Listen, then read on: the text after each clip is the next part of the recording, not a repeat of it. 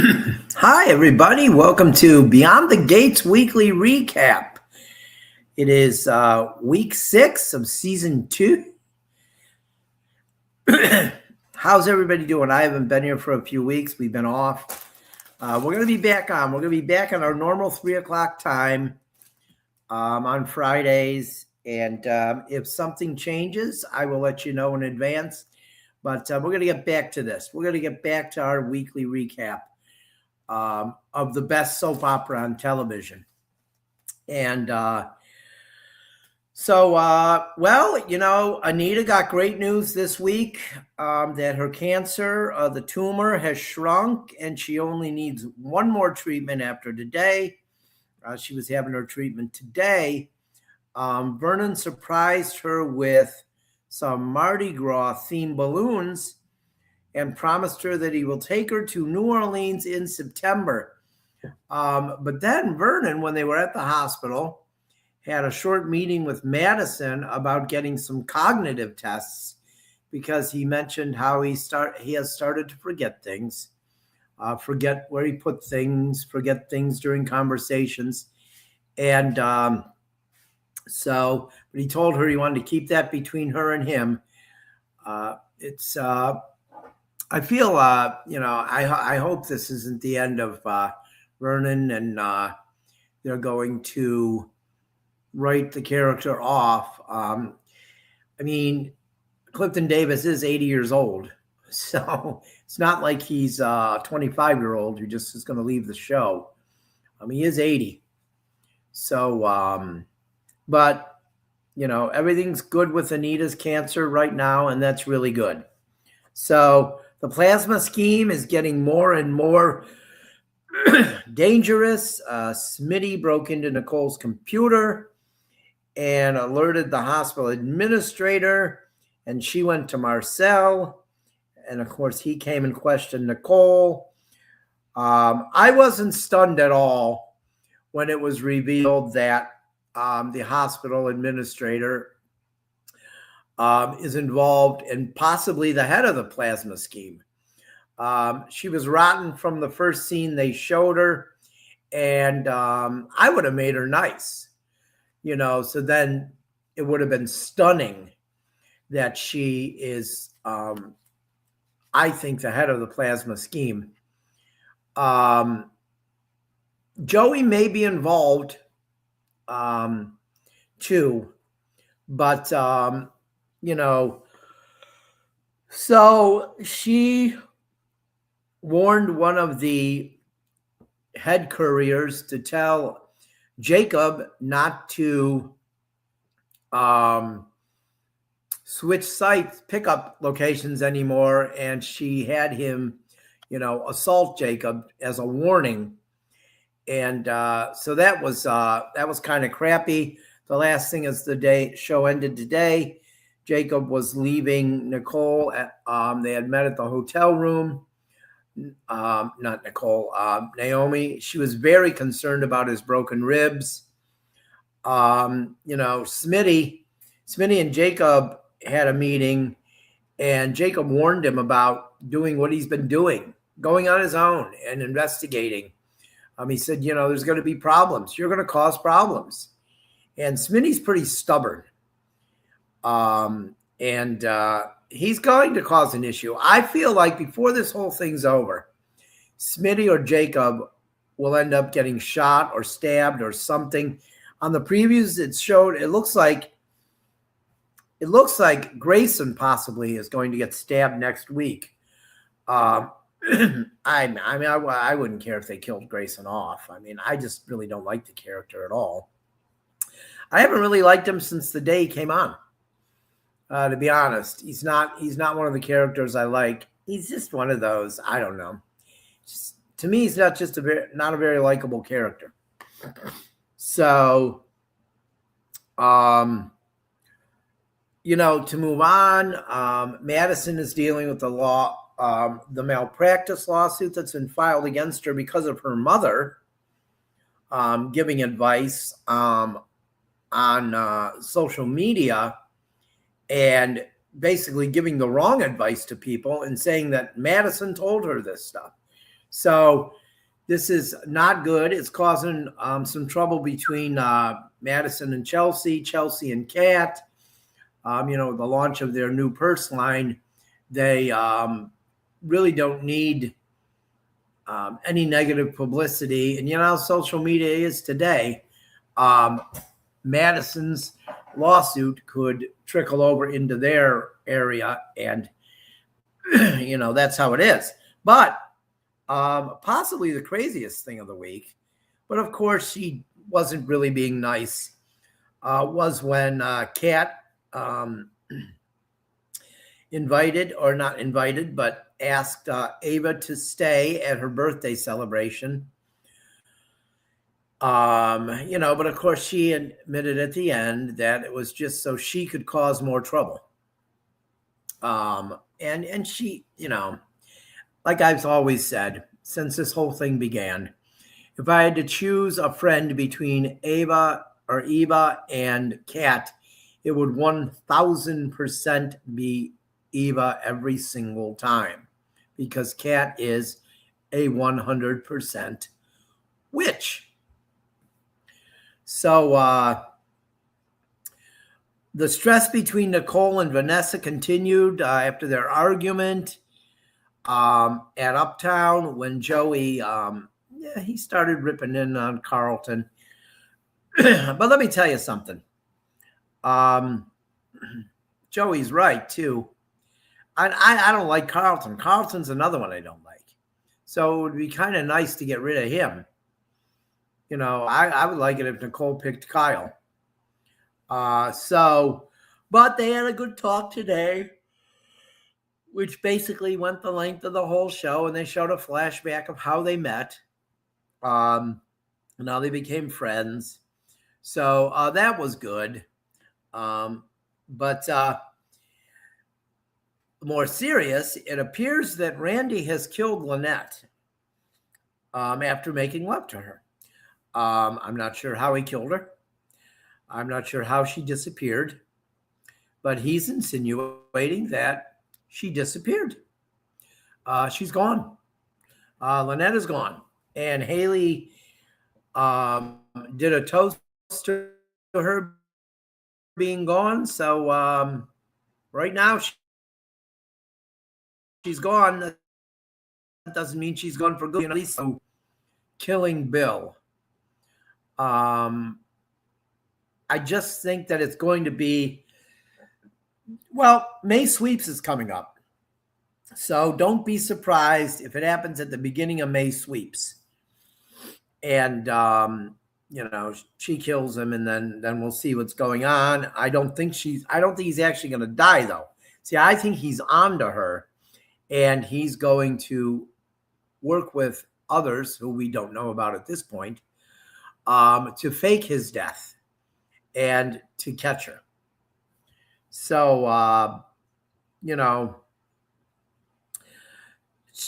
Haley won't go to jail, though, because she knows too many of Bill's secrets. So she's not going to jail. At the beginning of the show, if we would have thought that, she's going to go to jail. But nah, she knows too much. I don't think she's going anywhere. But I feel like there is trouble brewing between Andre and Danny. I think that it'll really bother me if they break them up, because I think they have good chemistry. I like them as a couple. I think if we give them a name, we'd give them the name Dandre, right? Dandre, I guess, or I don't know. That doesn't sound so good. But I did come up with one for Naomi and Jacob, and I thought Jaomi for them as a couple. I thought that'd be pretty good. But so that's a lot that happened this week. There wasn't a lot of craziness from Leslie this week, which kind of makes it not as the most exciting week ever. But so I'm sure we'll see a lot from Danny/Leslie next week. We didn't see much from Shanice either this week, or Ashley, or didn't see Derek at all. But Derek is not on contract anymore, so we'll see him few and far between, I think, now that the clinic's opened. But so we're going to reach into our soap opera vault now, and we are going to look back at the ABC soap opera, Ryan.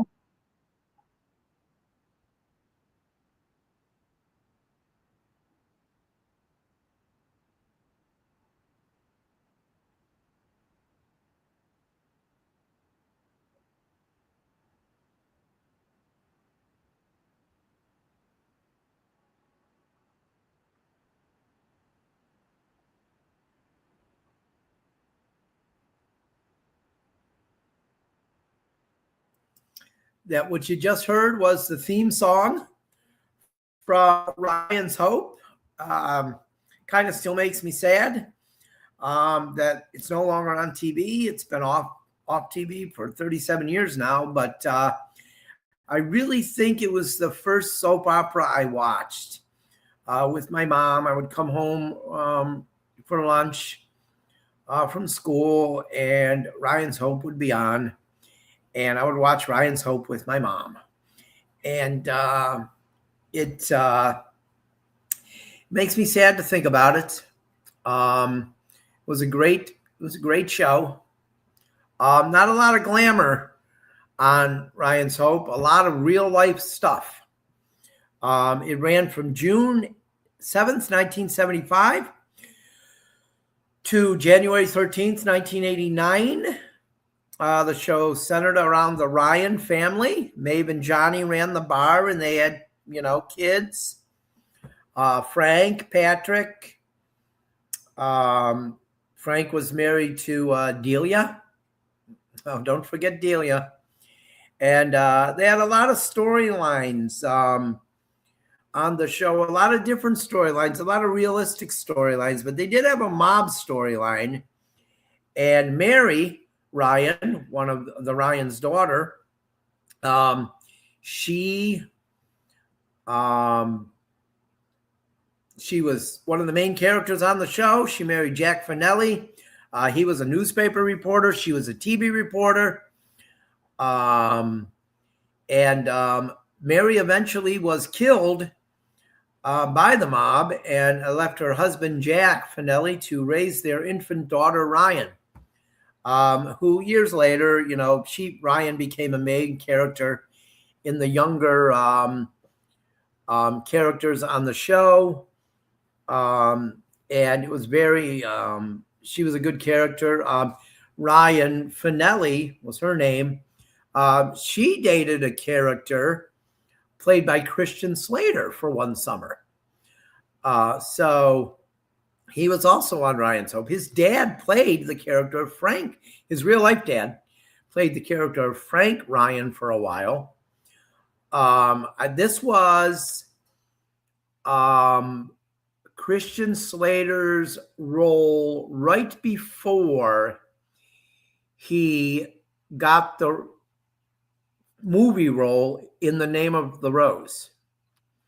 So I think he was like 15 years old, maybe 14 years old when he was on Ryan's Hope. He's a good actor, very good, played a good character on the show. He was a happy-go-lucky kid on the show. There were a lot of stars that passed through Ryan's bar on Ryan's Hope. It was just a really good show. Like I said, not a lot of glamour. It was, if you wanted a soap opera, to watch a soap opera that was a working class soap opera, characters a lot that you could relate to and relate to the everyday stuff. Ryan's Hope was that show. And it aired at 12:30 on ABC. Then when ABC brought on Loving in the spring of 1980, or the summer of 1983, Ryan's Hope moved to 11:30 in a lot of markets, and that really hurt it quite a bit. But in the final episode, On January 13th, 1989, I'll always remember the final scene, and it when I watch it, still makes me cry. I'm not going to lie.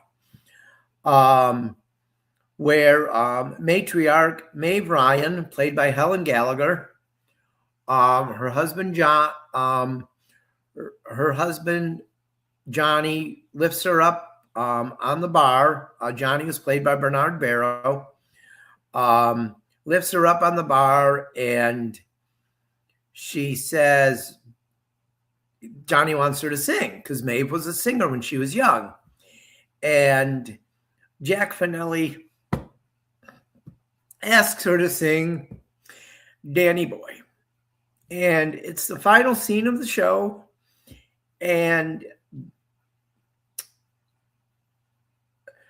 Maeve is singing Danny Boy to end the show. And after she finishes, the final words of the show are from Maeve Ryan. And she says, the camera focuses on her, and she says, "Have a good life, everybody." And I guess that was her goodbye to the audience, too. And I know some people are like, how could you get so upset about a soap opera? But you watch these people every day. You become attached to them. I was 7 years old when Ryan's Hope came on. And for the first 21 years of my life, Ryan's Hope was on every day. And I watched it with my mom, who's no longer here. And that's why I love soap operas, because you get to know these people and they become friends. And Ryan's Hope was definitely a show where you liked most of the people. And even the people on there that you didn't like, they made you laugh sometimes. So that's our look back into the vault at Ryan's Hope. But, we got more Beyond the Gates coming. And it's going to get exciting. It really is. The plasma scheme. I think it's going to look like Bill might be murdered soon. So I'm looking forward to this. I'm looking forward to how exciting this show could get.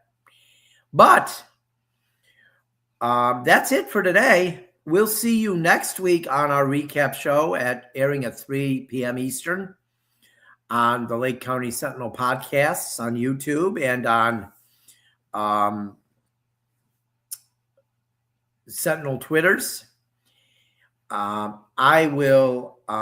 We'll see you then. But until next week, hopefully, I'll see you somewhere around Fairmount Crest.